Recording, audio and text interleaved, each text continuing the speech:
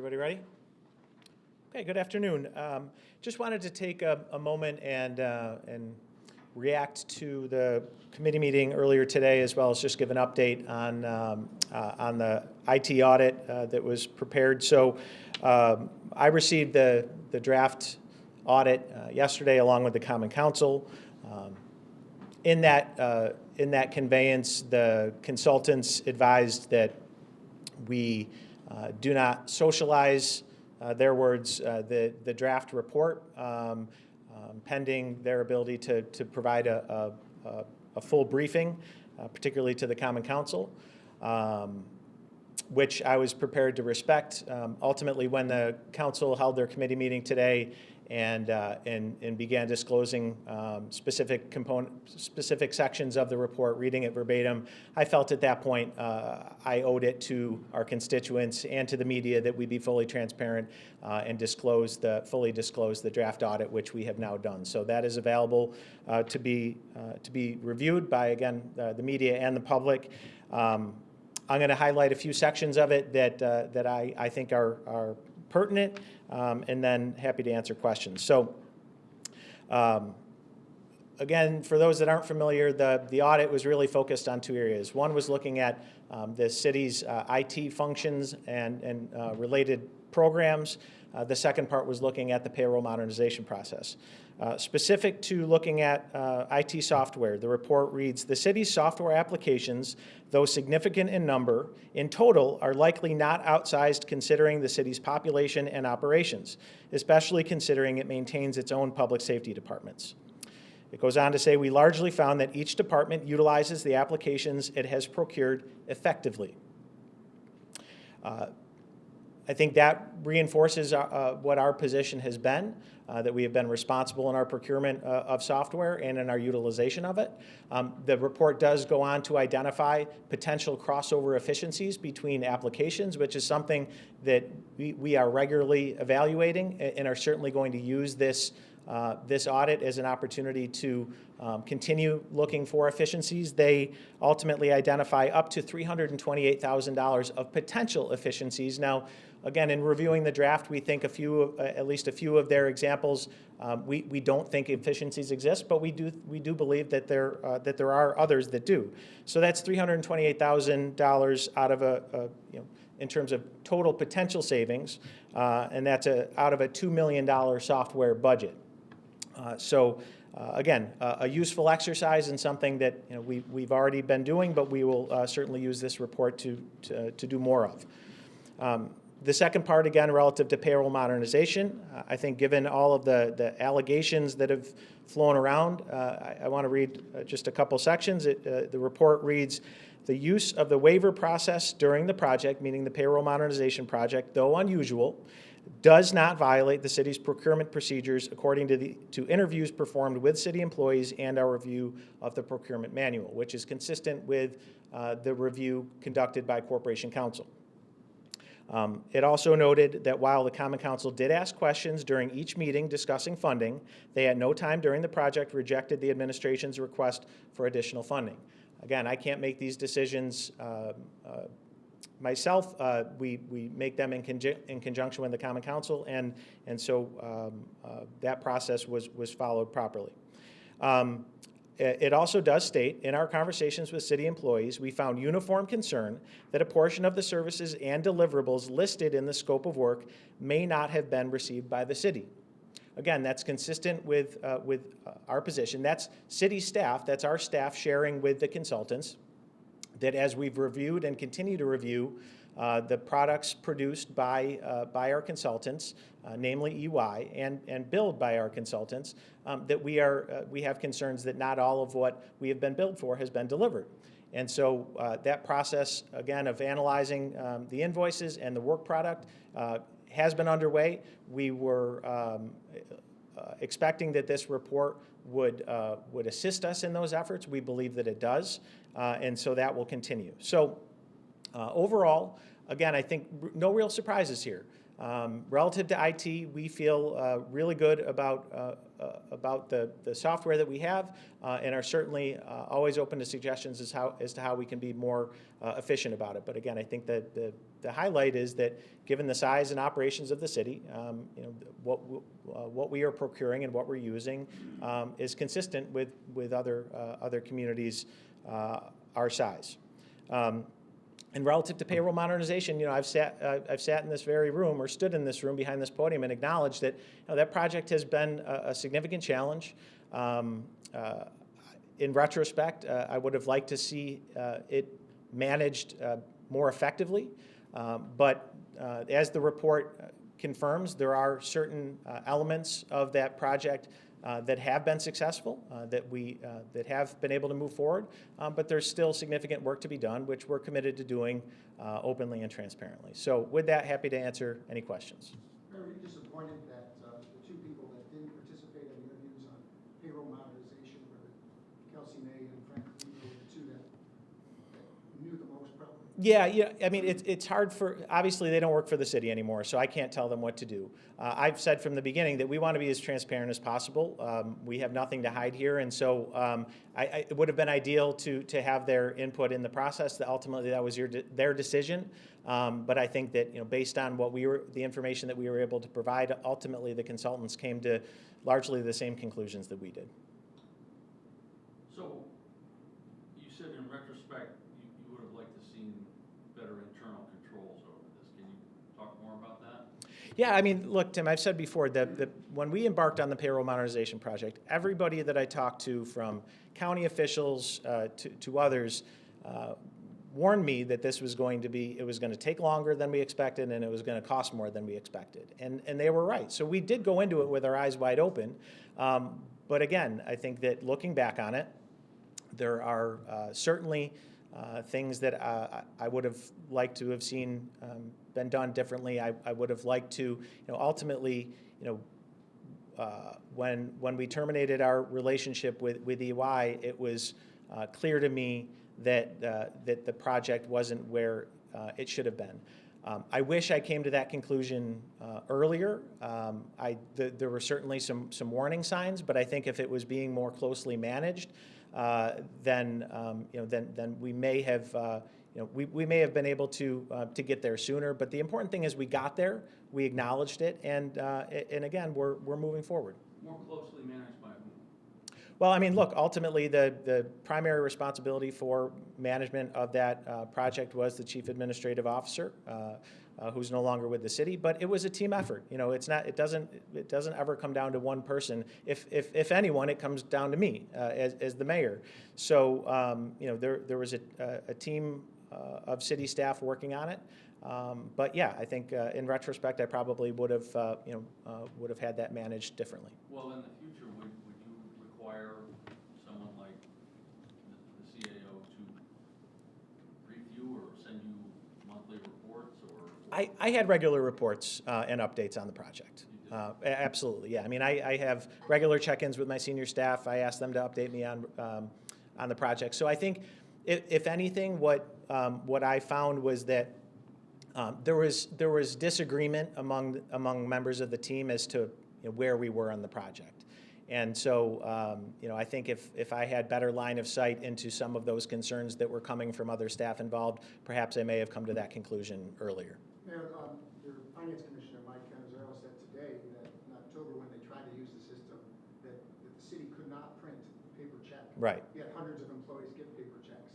Do you have any other descriptions or any comment about that as a simple example of how far off they were from being ready to go? Yeah, I mean, it's clear we weren't ready, and Commissioner Canizaro was one of those voices consistently saying we aren't ready, and ultimately it was my determination, based largely on his feedback and others, that we weren't ready. Can you describe your relationship with EY? Your administration was first engaged with them in October of 2022. I know that your current chief administrative officer said today that ultimately they had a waiver, which was more than a year later. Mm-hmm. But EY was already in the house at that point. Mm-hmm. How would you describe the relationship between EY, Advanced IT, which was the primary in the contract, and the city, and what words would you like to use to say how that started out? what started out. How did the relationship start out? Did Advanced IT do work? Were they managing the project? Yeah, it's clear that while it was included in their scope of work that they were to provide project management, it is now evident that they did not. Yet they still didn't raise an objection to billing and receiving payment for those services. So again, if I knew that at that point, that would have stopped immediately. As it relates to EY, again, I think that there were certain things that they delivered on and certain things that they didn't, and so that's the process that we're going through now to determine where they didn't deliver and to make sure that that we're addressing that appropriately as it relates to any further compensation. So you're placing blame on Advanced IT for not managing it, or for the city for not knowing that Advanced IT wasn't managing it? Well, look, I think that certainly, if I would have known earlier that Advanced IT was not actively involved in the project, that would have been very problematic. Nobody should be billing for services that they didn't render. But ultimately, so does Advanced IT bear some responsibility here? They absolutely do. Does EY bear some responsibility here? Absolutely do. Absolutely they do. And do we as the city bear some responsibility? We do. Well, the record shows that Advanced IT gave most of that money to EY. It was just a 10% fraction of the top. And you were at the meeting in October of 22 with EY, where the city was establishing what they were going to do moving forward. Which meeting was that? The fire alarm? Yeah, so that didn't have anything to do with payroll modernization, Matt. Well, it had to do with engaging with EY for services. What could they do for the city? It was, Corey, remind me what the focus, I mean, I made an appearance and talked a little bit about, I remember we were talking about code enforcement, Yeah, or, it's more kind of strategic planning Yeah. and digital tools that might be available to us. Yeah. But it wasn't anything specific. yeah, I mean, we regularly have, different firms and consultants come in and pitch us on certain things and go through thought exercises, but to conflate what happened there with this project, I don't think is accurate.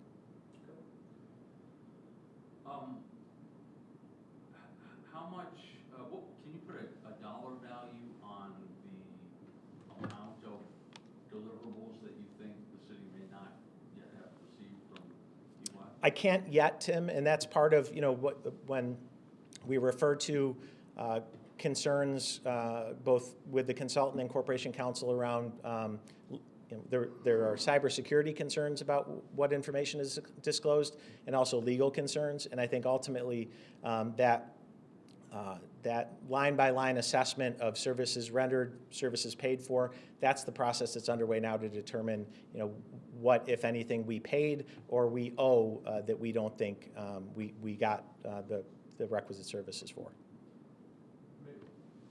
Is it possible for the city to receive those in the future, though, or is that just a sunk cost?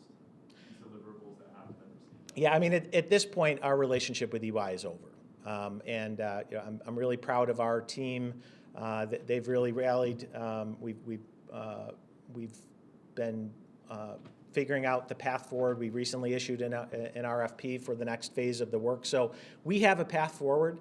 Again, whether or not there are any, as you would put them, sunk costs that didn't produce any real value. Again, that's part of the analysis that's underway right now. There's been so much conjecture now around the payroll modernization project, from counselors, mayoral candidates, Yeah. and the public too. Yeah. And the word that frequently crops up is wasted money. Right. Does the report identify areas where money was either wasted, squandered, and if so, how much? So the report, it's important to note, is based on city staff feedback. And so the city has raised questions about specific services rendered as to whether or not we got, we received those services as outlined in the scope of work. So ultimately that's something that is to be determined. But I think it's also important to note, you're right, a lot has been said about this process, and what I've said consistently is I would have liked to see it have been managed better, but also that we have made significant progress, and there is light at the end of the tunnel. We do have a path forward.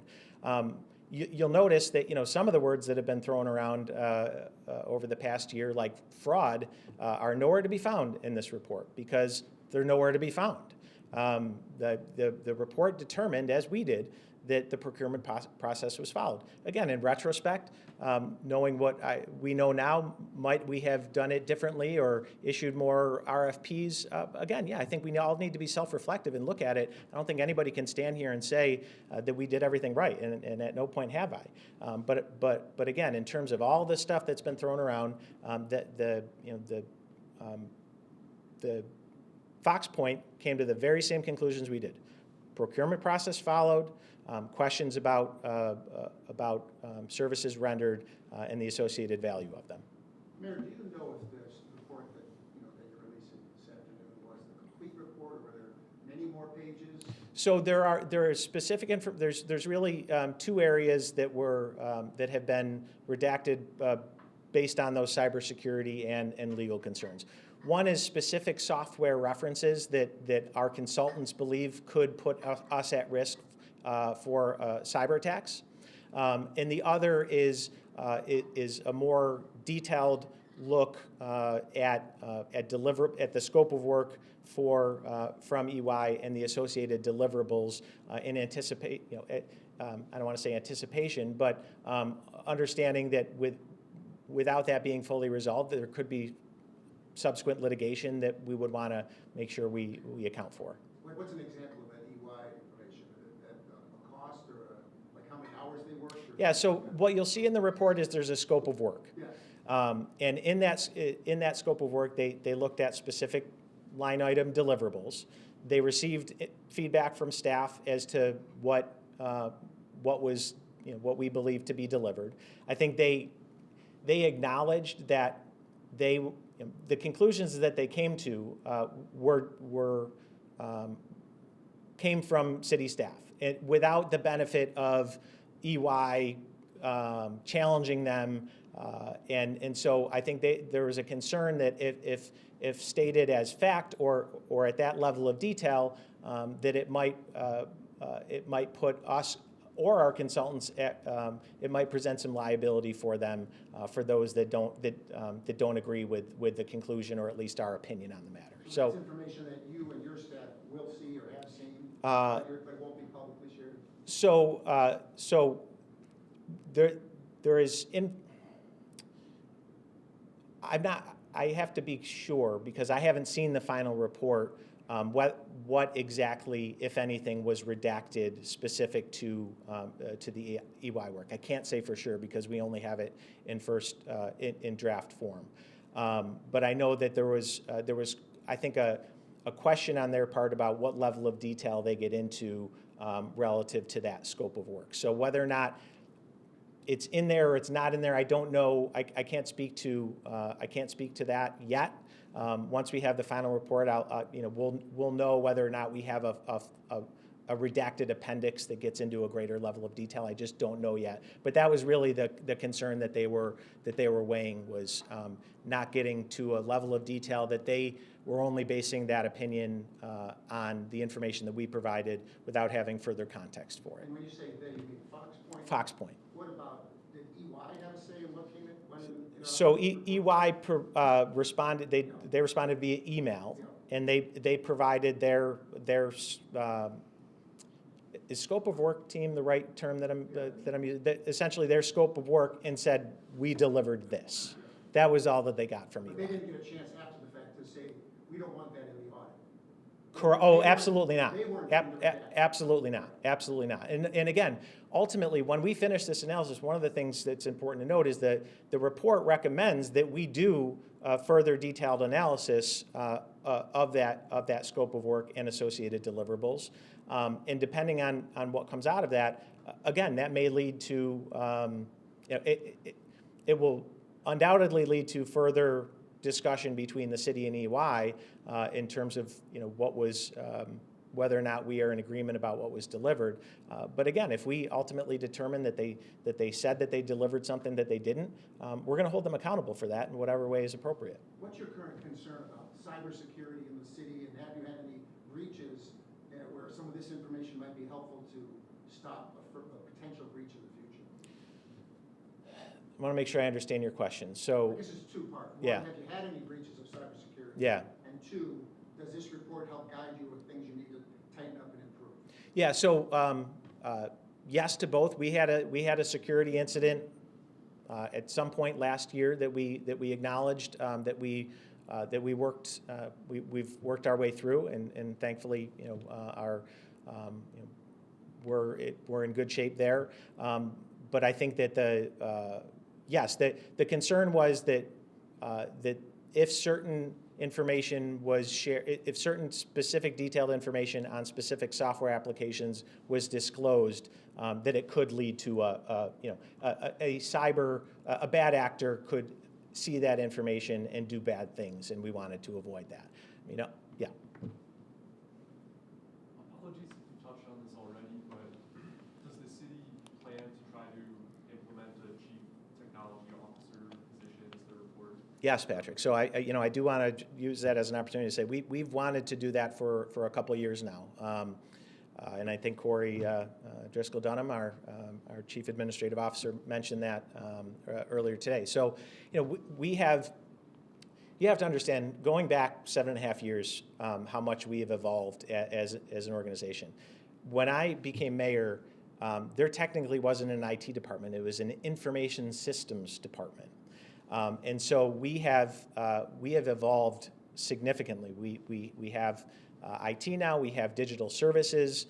We have merged digital services into API. And what we proposed in this most recent budget was a further integration of API and IT, and a reorganization, a restructuring of our org chart, and the creation of a chief technology officer. That's not a new idea. Again, we included a CTO position in the budget last year that was cut by the council. We have presented it again this year. The council did make cuts in IT, but we think that we can account for those and still get to the organizational structure that we need. But it's always been an issue.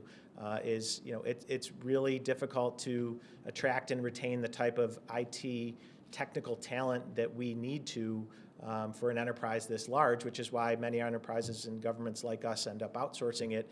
But again, you can see the downside of that too. So this has been an ongoing process, but ultimately that has been the goal, is to get to a point where we can rely less on outside consulting, but understanding we're always going to need to have some along with our own internal capacity. But we're building it. Do you regret an over-reliance on consultants over the last few years, or at least in positions where they were steering the ship as opposed to responding? It's not ideal, Matt, but you have to deal with you have to be honest with yourself about capacity or lack thereof. And so I think largely we have been. But yeah, I think that and that was one of the big concerns, and ultimately what led us in a different direction on payroll modernization is we want to build a system that we can effectively manage and operate. It became clear to me towards the end of last year that we were building a system that was going to put us perpetually in need of additional consulting services. That's not a good position for us to be in. That's not the best and most efficient use of taxpayer resources. So that was one of the things that led us to go in this different direction. Likewise, in retrospect, wish that this sort of review or scrutiny of this project occurred earlier in the process? Well, I mean, look, hindsight is 20/20.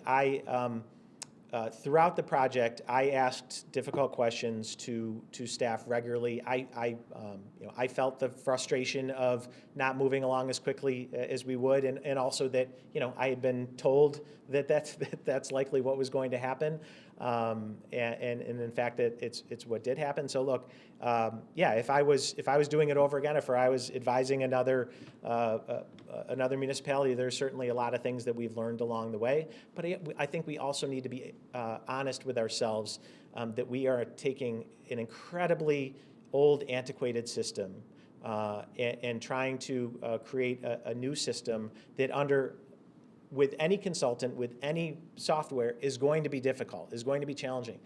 The amount of time, you think about it, we have a paper-based system. Payroll is based on rules and regulations that exist in every document, from the city charter to every union agreement that we have. To take all of that and to input that into into a piece of software is incredibly time-intensive, cost-intensive work. So there was no scenario where this was going to happen quickly and cheaply. But if I did it again, if we did it again, do I think that it would be less costly and faster? Yes. If it wasn't, then we wouldn't have learned anything. But we've learned a lot in this process, and I think that what we've learned is also helping to guide us to the finish line through the rest of this year. Where is the finish line? So, trying to decide if I want to defer to you on this one, Corey. I mean, ultimately, we issued an RFP. We've selected a software, and team, correct me if I get the terminology wrong, or ultimately a vendor in UKG that we believe is the right vendor to implement our and has the right technology to implement our payroll modernization process. So we've issued the RFP to contract with a consultant to help us essentially build and operate that system and fully automate payroll, which our goal is to do by the end of this year. Anything anybody wants to add to that? Okay. The timeline ultimately will be determined in part by the implementation partner. That's why we issued the RFP. So, we'll work with the implementation partner to come up with a timeline that works for both parties. Yeah. What are the responses due? They're due, I think, July 8th. Yeah. Is you, if you don't know the answer, feel free to defer, but is UKG Kronos, or was it once Kronos? Yes. So that's where you started, right? Right. So the Started with Kronos, you're going back to Kronos. I mean, we're No? still. I'm sorry, Nico's shaking his head behind you. I don't want to cut Corey off, but Corey, you want me to take it? Sure. So we started with paper batches. Then Kronos was Yes. the first. So UKG offers multiple products. So we were always going to Kronos for timekeeping, and that part of the system is in testing phase, almost close to operational. Right now, we're training operating departments. We have some great usability numbers there. When we were working with UI, the architecture was Kronos to Oracle Payroll system. Now, it would all be under the same umbrella, which has some advantages for us in terms of security or just overall simplicity, as the mayor was saying, easier for us to operate given our size. Right. And apologies to those that can't hear the discussion happening in the back of the room, but important. Corey, anything you want to add to that? Okay. One final question for me anyway. Yeah. Do you have any message to the Common Council and the role they play in engaging and reviewing waivers, reviewing budgetary items? On one hand, they've been critical of you. Mm-hmm. On the other hand, there's plenty of evidence where they didn't ask that many questions. Yeah.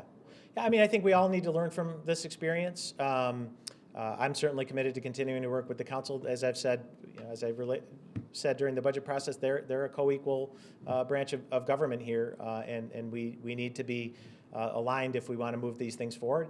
I think that it's important to know, and I say this to counselors as well, for every budget battle or payroll modernization dispute, there's 100 things that we agree on and execute really well.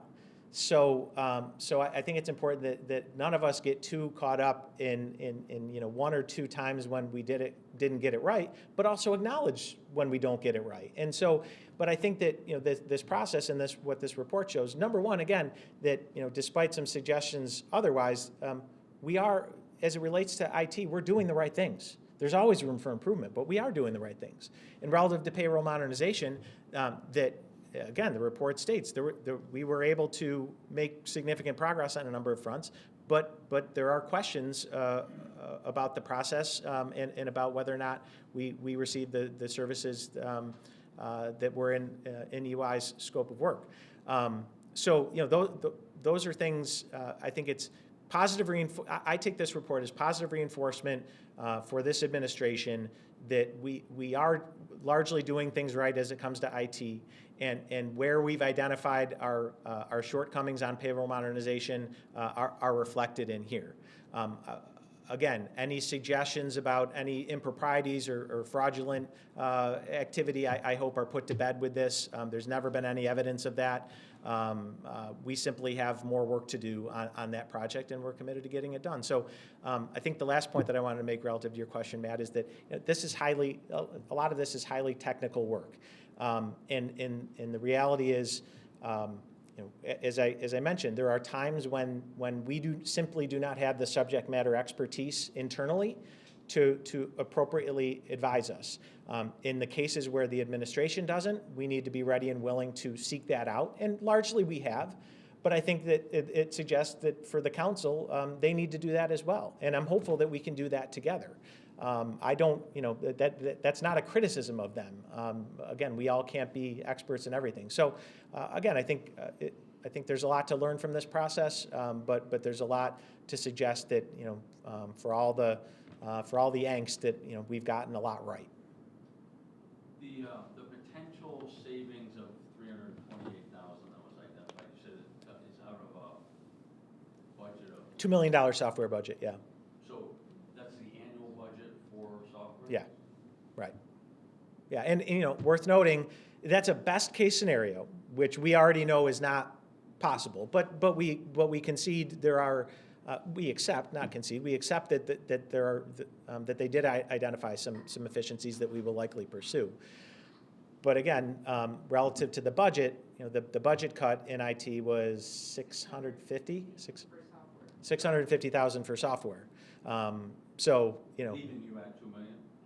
Correct. So that is not aligned with what came out of the recommendation here. That was the cuts were deeper than what the consultant ultimately identified as a best case scenario. So that's, again, the good news is that's positive reinforcement that we're largely doing things the right way. But obviously we have to, on the negative side, we have to live with the consequences of that. Okay. Thank you, everybody, for your time.